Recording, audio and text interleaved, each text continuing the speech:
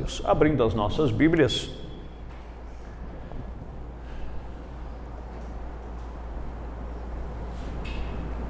nós vamos ler em duas ocasiões. Nós vamos ler primeiramente no livro de Deuteronômio, no Velho Testamento, no capítulo 8.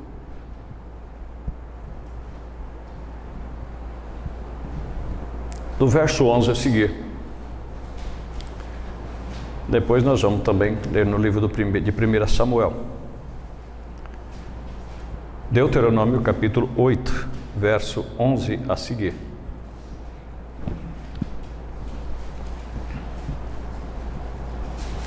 Deuteronômio capítulo 8, verso 11. Os irmãos que já encontraram, ouça, né? Os que não encontraram, leia, né? Os que não encontraram, ouça, depois os irmãos podem ler. Guarda-te para que não esqueças do Senhor teu Deus, não guardando os seus mandamentos e os seus juízos, e os seus estatutos que hoje te ordeno.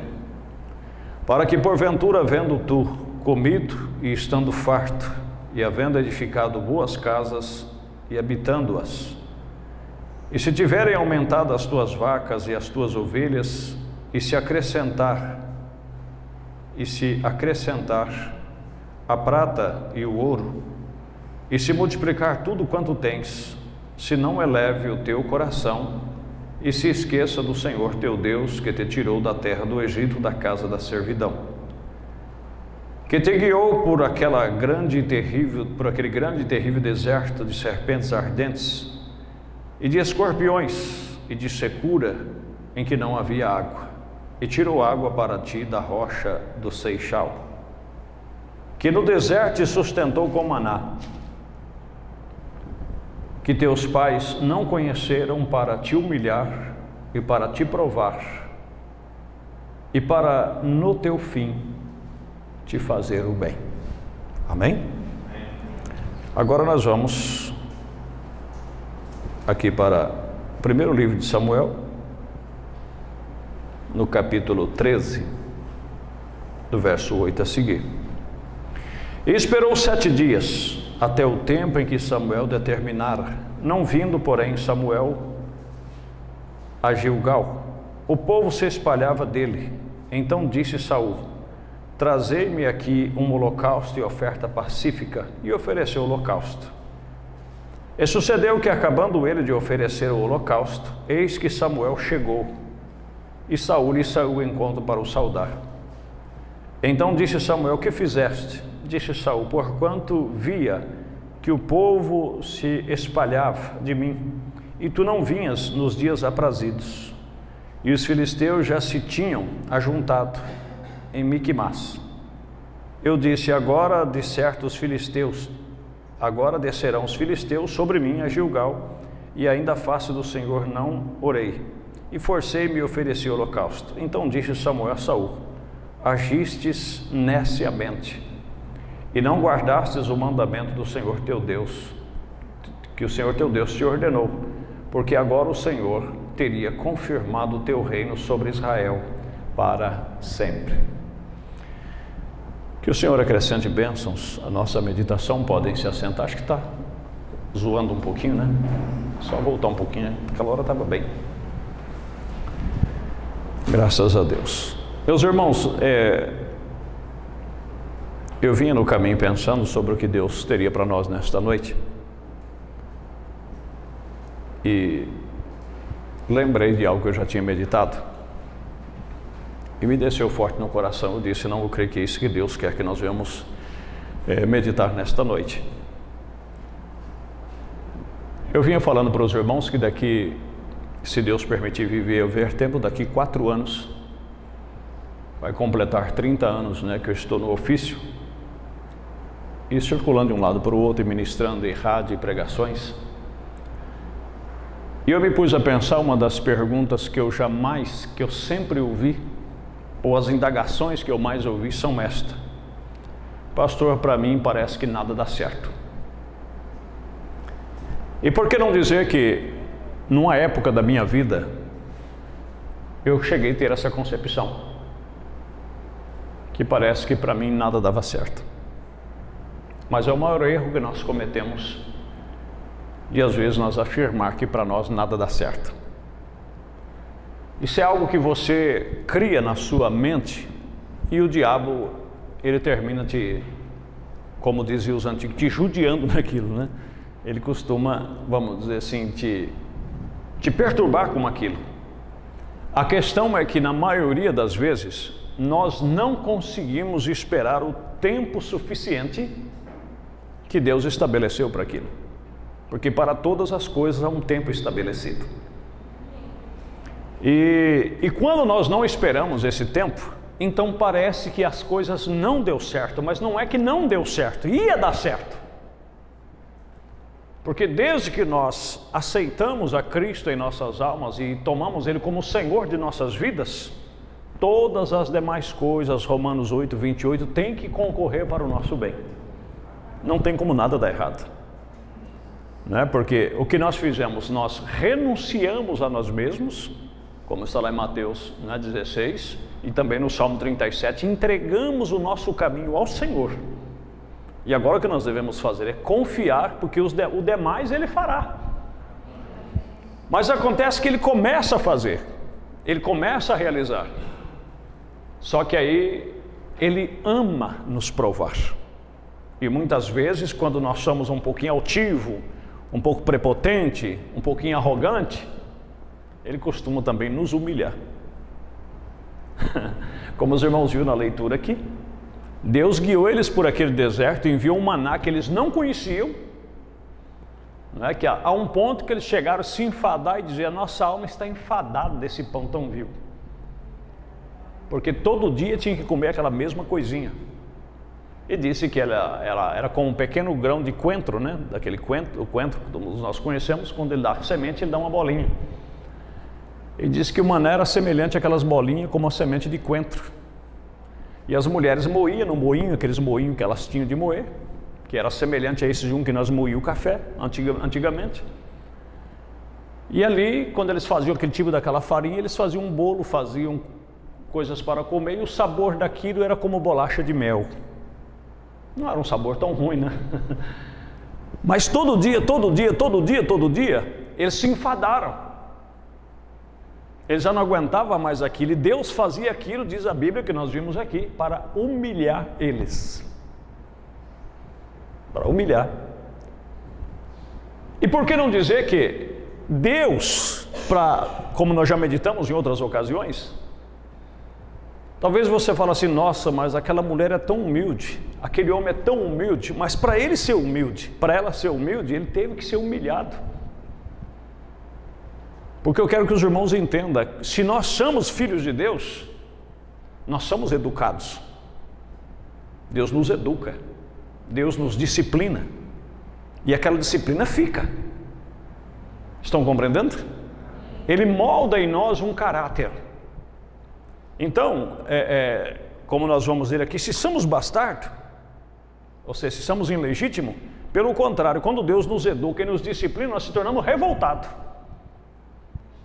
É como os filhos da antiguidade, quando os pais acostumavam a corrigir os filhos, que hoje já não corrige mais e nem pode.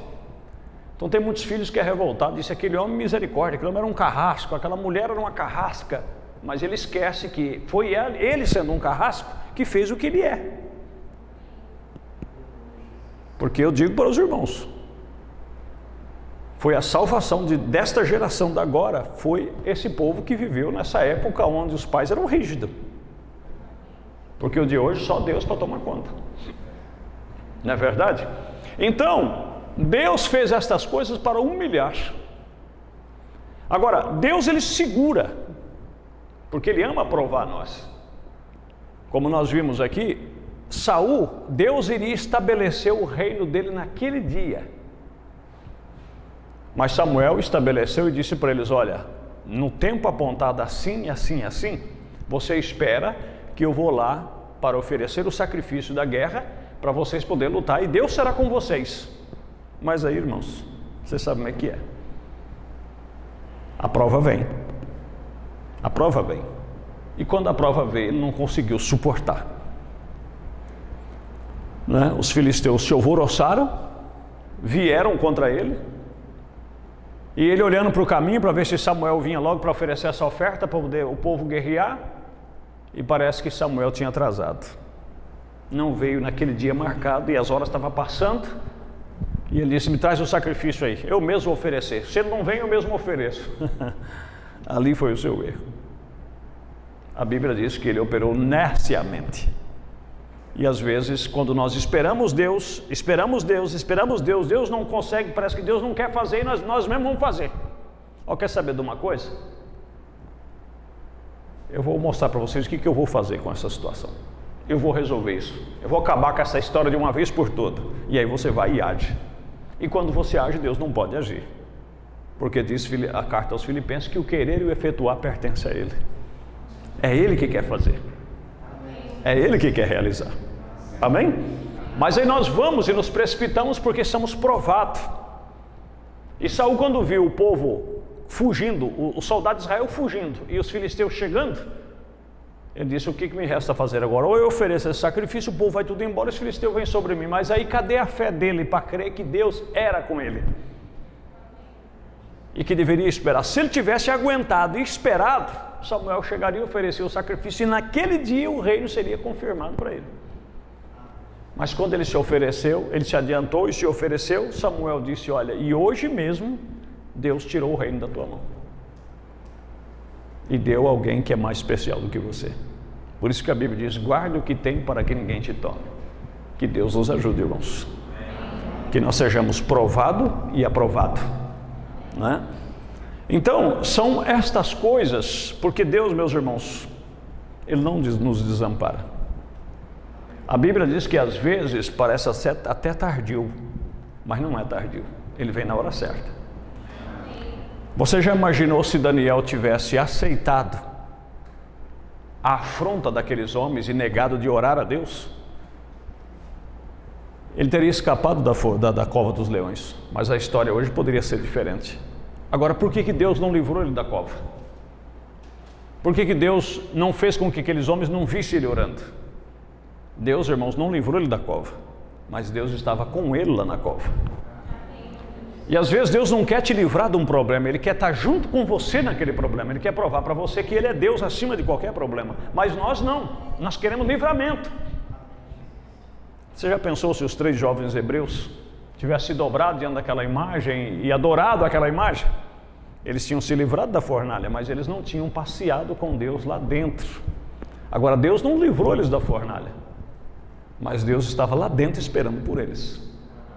Oh, irmãos, isso é maravilhoso, isso é glorioso, quando nós podemos crer que há um Deus que trabalha dessa forma.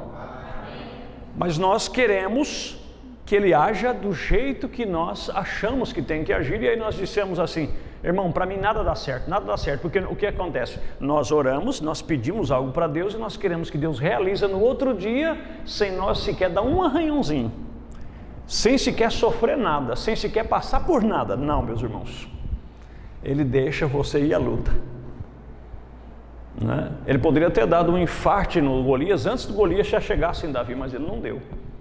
Mas Ele dirigiu a pedra de Davi no lugar mortal. Mas Davi teve que encarar o Golias.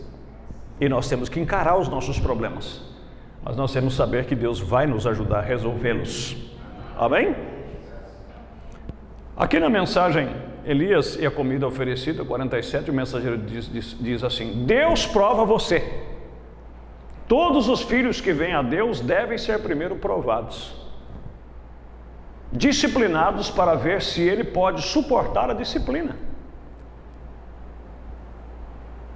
Se nós andamos e falamos: eu creio que Jesus Cristo é o Filho de Deus, que Ele morreu pelos meus pecados, ressuscitou ao 3º dia, Ele foi ferido pelas minhas transgressões, moído pelas minhas iniquidades, o castigo que nos traz a paz estava sobre Ele, e pelas suas pisaduras eu estou curado.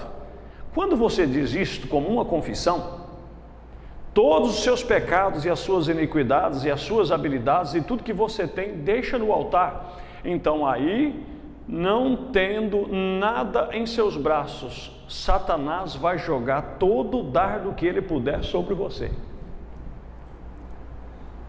Mas então, se você se desvia de lá e diz: bem, talvez eu não fui salvo, pode ser que eu não fiquei curado, então desvia-se. A Bíblia diz que são filho ilegítimo e não filhos de Deus.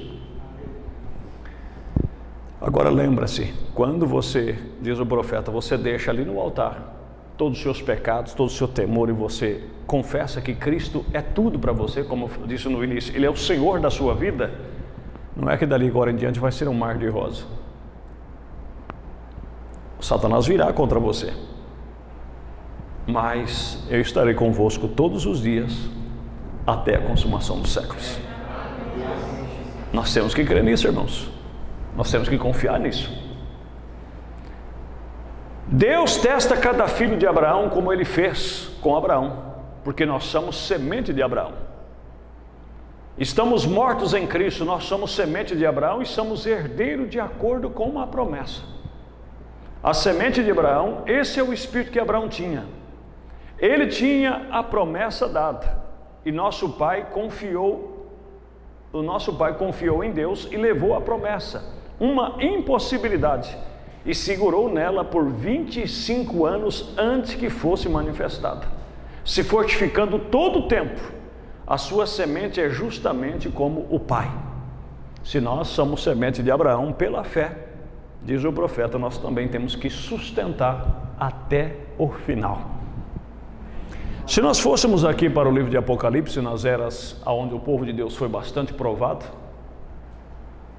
é uma escritura que entra em choque com muitas pessoas que só pensam em Deus nessa vida, não é? Deus diz assim para eles: sê fiel até a morte e eu te darei a coroa da vida. Ele não diz ser fiel até a vitória, mas ser fiel até a morte. Ou seja, tem coisa que Deus permite que você carregue até a morte, mas Ele quer fidelidade. Porque se você for fiel até a morte, você terá a coroa da vida. Agora, se você estiver esperando em Deus só nessa vida, aí fica difícil. Porque o maior triunfo não é aqui, é lá. Amém? É lá. E às vezes nós estamos esperando aqui. Nós queremos recompensa aqui. Mas mesmo aqui, né, quando Deus faz uma promessa para nós, é aquele que eu sempre falo. Outro dia, alguém da minha família estava dizendo e reclamando, e sempre com a mãe, né? A mãe parece que ouve melhor. E dizendo: ó, eu já desanimei, para mim parece que nada dá certo. E eu só escutando: para mim nada dá certo, porque não dá certo, porque não sei o quê. E eu fiquei pensando, falei assim: às vezes não sabe que vai dar certo. Que vai dar certo. Porque o que nós pensamos é o seguinte: se você vai abrir um negócio, se você está num trabalho, então você acha que para Deus estar ali, então você tem que... Você vai abrir um negócio, é o seguinte: você põe o estoque lá, no outro dia todo mundo já comprou o estoque e pagou à vista. Aí você diz: ó, irmão, Deus está nesse negócio, porque ó, fui lá e fui abençoado. Aí você compra mais, e aí quando você pensa que não, você já aumentou e já comprou um carro novo. E... irmãos, é meio estranho isso. É meio estranho. É meio estranho. Agora, quando você ponha, e ali só vai aquela pingadinha, você Balemar consegue só pagar o aluguel e pagar as continhas, e chega no final do mês, você conta ali para pagar a luz, você paga a luz e aquela coisa, e você fica ali orando: Senhor, manda clientela, Senhor, e aí que pensar que não aparece uma bênção, até nas campanhas do irmão Brana, porque ele fez um voto para Deus de nunca suplicar dinheiro em cima do púlpito. O administrador, às vezes, eu estava lendo a mensagem, que chegou para ele e falou assim: olha, nós estamos com um débito de $20 mil, que hoje seria uns 60 mil. Nessa campanha nós temos um débito de $20 mil, que pagamos salão, pagamos isso, pagamos aquilo. O senhor tem esse dinheiro, a igreja de Jeffersonville tem esse dinheiro, porque nós não sabemos de onde tirar. Ele disse: eu não vim aqui por minha conta própria, ele me mandou eu vir aqui. Então ele vai sustentar isso aí. E aí, ele disse que antes que a reunião terminava, alguém chegava lá com uma oferta e dizia: olha, irmão, Deus me abençoou grandemente, eu queria ofertar isso aqui para a causa de Deus, e pagava a conta. Mas Deus fica esperando, né? Fica ali até o último minutinho, e você não espera até o final, você não recebe a benção. Agora, se falasse assim: o negócio é o seguinte, irmão, vamos parar com isso aqui, porque eu já pus na minha cabeça que para mim nada dá certo mesmo. Olha, todo dia eu comecei aquele negócio, não deu certo. Comecei outro, não deu certo. Comecei também, não deu certo. Fui fazer isso, não deu certo. Fui fazer aquilo, não deu certo. Fui fazer aquilo, mas Esperemos até o final. Ou já pusemos na nossa cabeça que nada vai dar certo.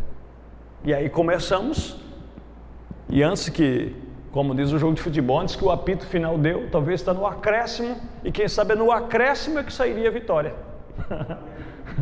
Não é? Eu, no tempo que eu seguia futebol, eu já fui fanático a futebol, uma vez eu vi um time perdendo de 3-0, e no finalzinho ele virou 4-3. E aquilo, os torcedores foram loucura, por quê? Todo mundo contava já com a derrota. E chegou no final, virou. Agora você imagine Deus. Às vezes você fala, não, agora foi para os quiabos, agora não vai dar, agora não vai dar, e Deus entra e vira a situação. Aí você fala, meu Deus. Irmão, nós poderíamos passar a noite falando de José do Egito, não é? Tem hora que eu fico pensando, falei, meu Deus, a Bíblia diz que Deus era com José e Deus tinha que ser com ele mesmo.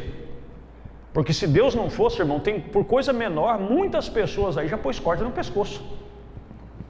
Porque parece que para ele tudo estava dando errado. Nada dava certo. Quando ele parece que estava indo bem, vinha algo e jogava ele por terra. Mas não era. Deus estava por trás de tudo aquilo. Como nós vemos aqui, para que no final fosse abençoado. Deus humilhou Israel, Deus tratou com ele no deserto, Deus fez tudo o que fez, mas como diz a Bíblia, para que no final fossem abençoados. Aí nós queremos uma benção, Senhor, manda uma benção para o teu servo, manda uma benção para a tua serva, mas nós aguentamos ir até o final? Eis aí a questão. Se nós formos até o final, quem sabe lá nos acréscimos dos acréscimos, como Saul não aguentou ir até o final, se ele tivesse esperado até o final, Deus teria cumprido a sua promessa. Amém? Sadraque, Mesaque e Abednego esperou até o final. Quando for lançar eles da fornalha, ele disse, bom, ainda estamos vivos. Então, enquanto estamos vivos, ainda tem uma esperança. E quando eles caíram lá, viram que o fogo não lhes queimava. E viram que tinha mais um companheiro andando com eles de um lado para o outro. Amém? Daniel jogou lá na cova dos leões, ele disse, bom, enquanto eles não me morderam, ainda tenho esperança. E estava lá. De repente os leões, cada um deitou no seu canto, e o anjo do Senhor ali estava esperando por ele. Irmãos, vamos ter mais fé. Amém? E vamos esperar até o final, em nome de Jesus, né? Graças a Deus. Ele segurou nela por 25 anos antes que fosse manifestado, se fortificando todo o tempo. Sua semente é justamente como o Pai. Não importa o que aconteça. Quando nós recebemos oração, está acabado. Quando tiramos tudo do caminho, cumprimos todos os requisitos, tiramos tudo do caminho, então pedimos a Deus e ficamos ali sabendo que temos de recebê-lo. Deus testou a Jó desta maneira. Quando Jó pediu por misericórdia, ofereceu um sacrifício por seus filhos, a única coisa que aquele profeta tinha era uma oferta queimada, mas era tudo que Deus requeria. Amém? E hoje só tem uma coisa que Deus requer em nós, é fé. Tudo é possível para aquele que crê. Se você puder crer e você puder esperar, e a sua vida até onde você sabe está alinhada com Deus, com certeza a vitória vai chegar, em nome de Jesus. Mas temos que ir até o fim. E vamos até lá, em nome de Jesus. Deus os abençoe. Esse é o que Deus tinha para nós nesta noite. Vamos nos pôr de pé.